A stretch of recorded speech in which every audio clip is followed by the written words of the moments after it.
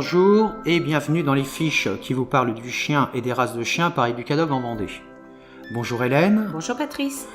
Alors, de quelle race de chiens allons-nous parler aujourd'hui ?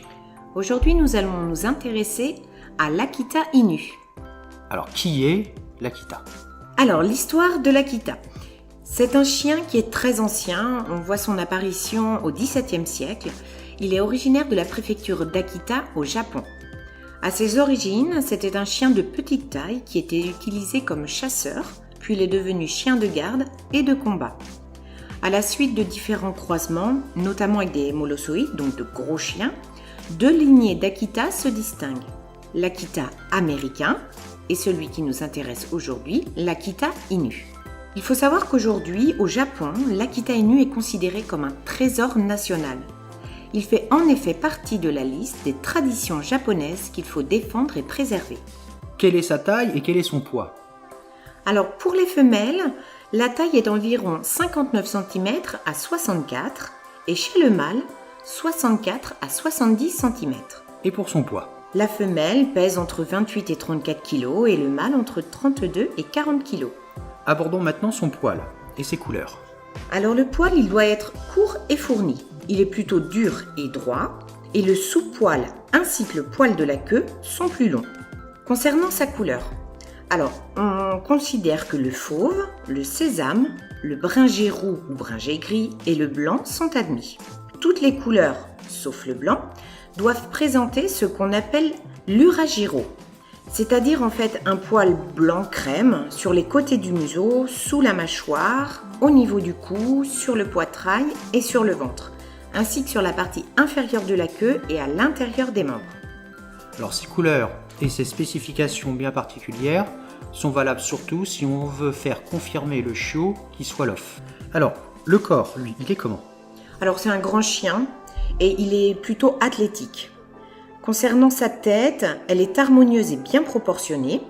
Ses yeux sont de couleur foncée, ses oreilles sont petites, arrondies et triangulaires, et sa queue est d'une longueur qui atteint presque les jarrets. Elle doit être portée par contre bien haute et bien enroulée sur le dos.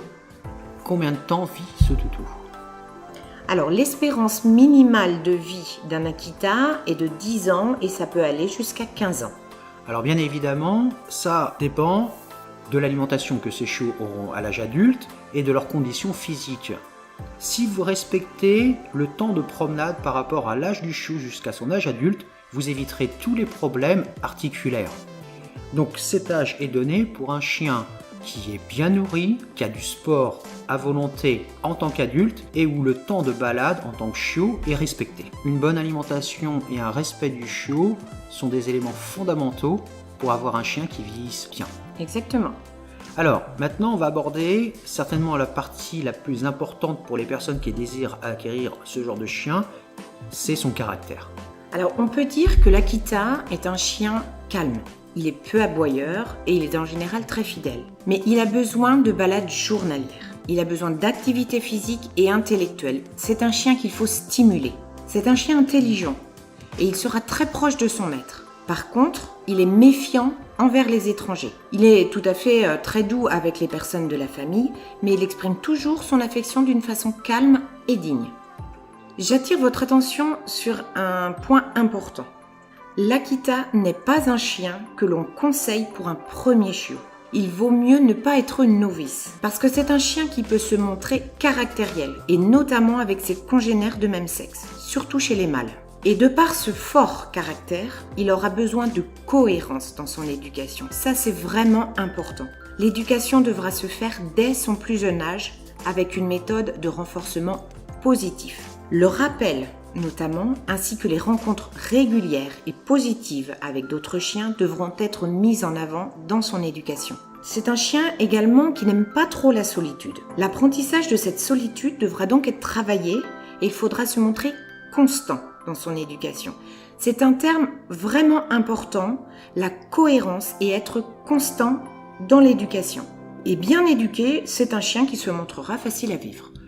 Donc, on va essayer de développer un petit peu plus encore certains points de caractère. Méfiant envers les étrangers, c'est vrai, tu as raison. Du coup, il faut vraiment le sociabiliser au plus jeune âge avec le monde dans lequel il va vivre. Exactement. Ça, c'est vraiment important et ça fera partie de l'éducation qu'on pourra faire en club. Sociabilisation avec les autres chiens, ça c'est vital. Pour cette race-là, c'est indispensable et tout au long de sa vie. Ne vous arrêtez pas en vous disant bon bah voilà, je suis allé en club, mon chien a fait 3 mois d'éducation en tant que chiot, ça y est, c'est terminé, il est sociabilisé à vie. Non, il faudra régulièrement qu'il côtoie d'autres chiens. Et notamment quand il atteint l'âge adulte de maturité. Tu nous as parlé de son éducation par la méthode positive. Alors la méthode positive, il faut faire attention, c'est pas une méthode où le chien a le droit de faire ce qu'il veut, monter sur le canapé et vivre sa vie tranquille, et en se disant, de toute façon, il va se réguler tout seul. Alors sur ces races de chiens-là, ça ne fonctionne absolument pas. Être positif, c'est quoi? C'est simplement, à chaque fois que le chiot ou le chien adulte fait quelque chose qui est positif, on le récompense avec la voix, avec les caresses, voire avec des friandises. Et quand il a un comportement qui ne convient pas, à ce moment-là, on va se mettre à grogner. Grogner, pas taper. Soyons bien clairs là-dessus, on ne tape jamais un chien. Mais il faut savoir grogner comme si on était un chien pour lui exprimer que là, on n'est pas d'accord. Et sur ces races-là, c'est très important qu'il sache qu'il y a des leaders et que ce n'est pas lui qui commande. Il est très sensible aussi au niveau psychologique. C'est-à-dire que toute modification de sa meute, même parfois qui peuvent nous sembler minimes, peuvent entraîner des problèmes de comportement, voire d'agressivité. Anticipez toujours les modifications qu'il peut y avoir. Déménagement, la mise en couple et l'arrivée d'un enfant. Si vous préparez le lieu correctement, il n'y aura pas de problème. Mais si ce n'est pas préparé, ce sont des chiens qui sont très sensibles et qui peuvent développer des comportements gênants. Je me permets de rebondir, Patrice. Tout ce que tu nous dis est d'ailleurs tout à fait vrai pour toutes les races de chiens. Mais effectivement, l'Akita demande vraiment le respect de ces règles-là. Alors une fois que votre chien est devenu adulte, c'est vrai qu'il va lui falloir beaucoup d'activité physique ou d'activité intellectuelle. Alors il y a 2 façons de fatiguer un chien, surtout dans ces races-là qui ont besoin d'activité, soit l'activité physique, soit l'activité intellectuelle. Si vous fatiguez par des exercices votre chien au niveau intellectuel, eh bien il va se poser plus facilement et devenir moins hyperactif. Parlons maintenant un petit peu de sa santé. C'est un chien qui est dit primitif et il est plutôt robuste en fait, il est peu malade. On note toutefois 2 maladies qui peuvent le toucher. La première, c'est l'adénite sébacée. C'est une maladie de peau qui se concrétise par la perte de poils. Et la seconde, c'est le VKH. Alors là, c'est une inflammation du cerveau, de l'iris de l'œil, il y a une dépigmentation de la peau, du nez, etc. Ces 2 maladies sont dites auto-immunes.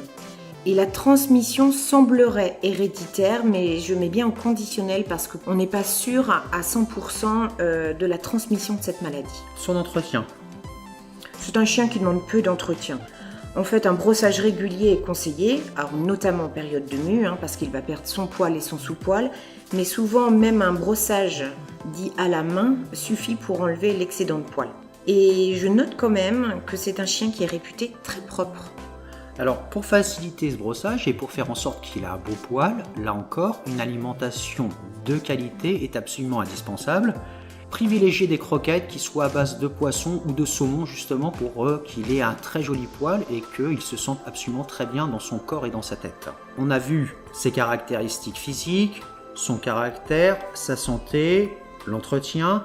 Il y a un paramètre à prendre en compte aussi, c'est le prix du chiot. Oui, bien sûr, parce que c'est un chiot qui va coûter entre 1000 et 1500 €.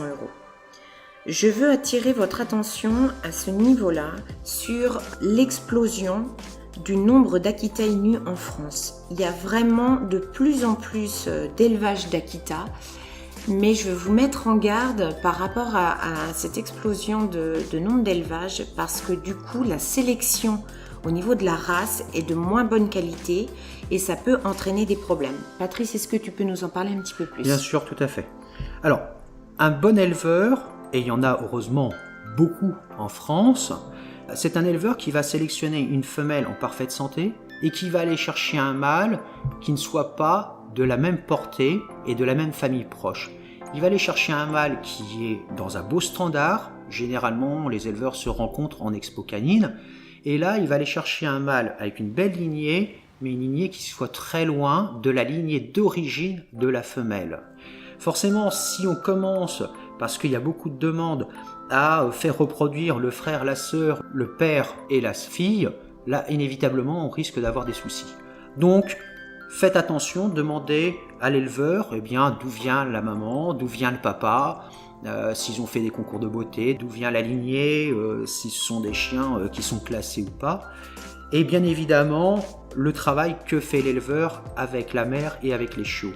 Il est inévitable qu'un bon éleveur qui va choisir un très joli mâle d'une grande lignée, une femelle avec des origines très différentes et qui va vraiment donner une bonne alimentation et travailler avec les chiots. Pourquoi pas leur apprendre déjà à monter en voiture, leur faire rencontrer des situations diverses et variées, lui faire entendre des bruits, un chien qui vit en famille.